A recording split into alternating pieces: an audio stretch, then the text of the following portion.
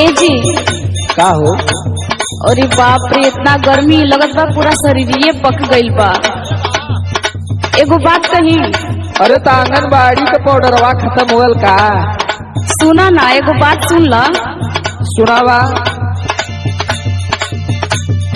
Suit सलवार रजाऊ साड़ी चुभे ना कमरिया में।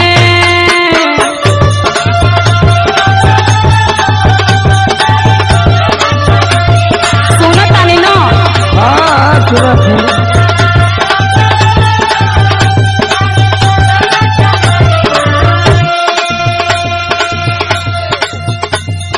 सूट सलवार रजाऊ साड़ी चुभेला कमरिया में, लेला में कसी मजा दी गरमिया में।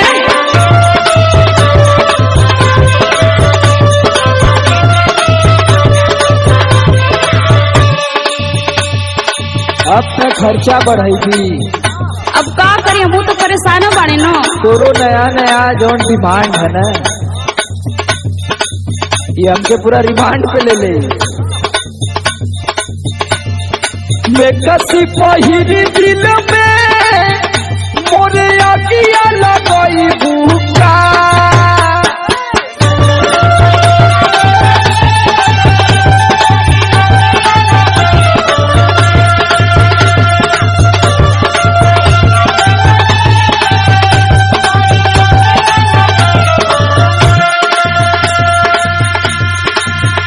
और मैं कसी पहिरी दिल में मोरे आगिया लगाई भूखा।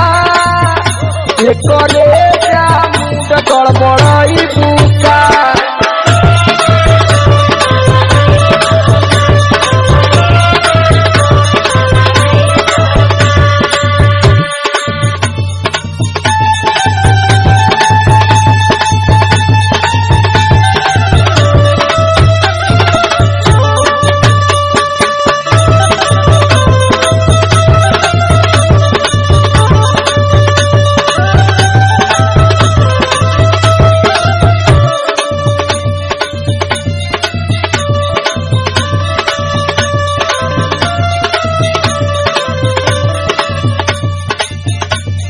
देखा, हम परेशान बानी तबे न कहता नहीं, झूठो को थोड़ो खर्चा करवाई तोहार।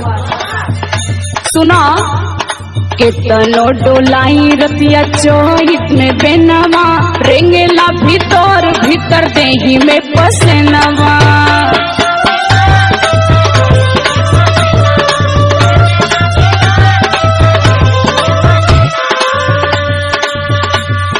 कितनो डोलाई रतिया चोहित में बेनवा, रेंगेला भीतर भीतर देही में पसेनवा। मन करे फेंक दी बलाम साड़ी देही से मरमिया